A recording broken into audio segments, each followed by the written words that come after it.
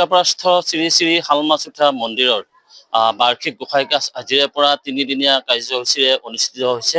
ইতিমধ্যে ৰাতিপুৱাৰ পৰা প্ৰভাত ফেৰী ধৰ্মধ্বজা উত্তোলন কাৰ্যসূচী সমাপন হৈছে আৰু ব্যতিক্ৰম কাৰ্যসূচী ইয়াৰ পিছতে আছে, জলানয়ন কাৰ্যসূচী আছে। এই সন্দৰ্ভত ইতিমধ্যে বিস্তৃতভাৱে প্ৰস্তুতি তুংগত হৈ উঠিছে। আমি এই সম্পৰ্কত কথা পাতিবৰ কাৰণে আগবাঢ়িছো। এই হাজৰিকাপৰা শ্ৰী শ্ৰী শালমাচুথা মন্দিৰৰ যি ঐতিহ্য, এই ঐতিহ্য কিহে বহন কৰে, এই সন্দৰ্ভত আমাৰ পুৰোহিত আছে, ৰাজ পুৰোহিতৰ মুখেৰে কিছু কথা আমি জানিবলৈ চেষ্টা কৰিম। নমস্কাৰ। হয়, এই শালমাচুথা হাজৰিকাপাৰা শালমাচুথা মন্দিৰ ঐতিহ্যপূৰ্ণ প্ৰাচীন মন্দিৰ। এই মন্দিৰত আমাৰ 16খন খেলৰ সদস্য নাই বুলিও 2000 সদস্যৰে নিৰ্মিত এই মন্দিৰ শালমাচুথা গোসাঁইঘৰ। সেয়েহে এই কিংবদন্তি কেতিয়া শালমাচুথা ইয়াত স্থাপন হৈছিল আমি কোনোৱে ক'ব নোৱাৰোঁ, আগৰ বুঢ়া বুঢ়ীবিলাকেও ক'ব নোৱাৰে। কিন্তু আমি সেই কিংবদন্তি নাজানা হিচাপে শালমাচুথা মন্দিৰ এই জানাখিনিৰ পৰা আমি চাইনবোৰ্ডতো শ্ৰী শ্ৰী শালমাচুথা মন্দিৰ বুলি লিখা হৈছে। আৰু এই শালমাচুথা মন্দিৰৰ ইমান শক্তি, সকলো মানুহে বিশ্বৰ প্ৰান্তৰ পৰা আহি বহু অন্তৰৰ পৰা ভক্তবিলাক আহি এই মন্দিৰত যোগদান কৰি আমাৰ ইয়াৰ ফল তেওঁলোকে ভোগ কৰি যোৱা বুলি আমাৰ অনুমান হয়।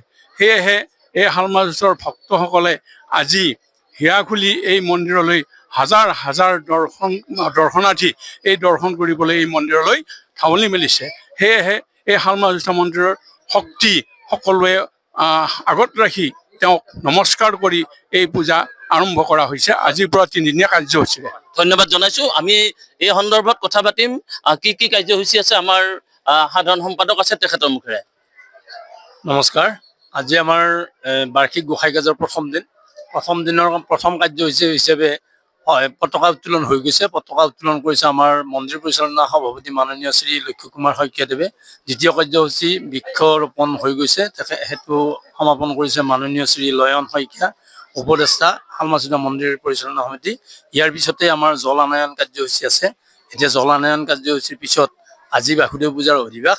এই অধিবাসত আমাৰ বৰভট্ট প্ৰদীপ দান হয় আৰু মুখ্য বৰভট্ট প্ৰদীপ প্ৰজ্বলন কৰিব মাননীয় শ্ৰী অকণ চন্দ্ৰ গোস্বামী, সত্ৰাধিকাৰ দেৱানন্দ সত্ৰ। তাৰপিছতে আমাৰ প্ৰায় 2000ৰ ওপৰত ভোটা প্ৰজ্বলন হ'ব। এতিয়ালৈ আমাৰ প্ৰায় 1900মান ভোটা এণ্ট্ৰি হৈছে আৰু ৰাতিলৈ হয়তো আৰু বেছি হ'ব। গতিকে 2000ৰ ওপৰ ভোটা হ'ব বুলি আশা ৰাখিছোঁ। অহাকালিৰ কাৰ্যসূচী আছে বাসুদেৱ পূজা, চণ্ডী পাঠ আৰু পুখুৰী পাঠ। আমাৰ শীতলা পূজা অলপ কৰা হয় আগৰ পৰম্পৰা ৰীতি অনুযায়ী। ইয়াৰ পিছতে লগতে আমাৰ সভাগা ওজাই গীত মালচী পৰিৱেশন কৰিব আৰু দিনত 11 বজাৰ পৰা ধৰ্মালোচনা সভা আছে। ধৰ্মালোচনা সভাৰ সভাপতি হিচাপে মাননীয় শ্ৰী পৰেশ কুমাৰ শৰ্মাদেৱ, অৱসৰী অধ্যাপক মঙলদৈ মহাবিদ্যালয়, আৰু নিৰ্দিষ্ট বক্তা মাননীয় শ্ৰী তৰুণৰাজন ডেকাদেৱ। সভা উদ্বোধন কৰিব ডক্টৰ বন্দনা ভৰদ্বাজ। আমাৰ সভাৰ লগে লগে শান্তি নিৰ্মালীও চলি থাকিব, পূৰ্ণাহুতি হ'ব। তাৰপিছত ৰাতি আমাৰ পালনাম আছে, 2যোৰ নাম ইতিমধ্যে মতা হৈছে। আমাৰ ৰাতি পালনাম চাব দৰ্শকে।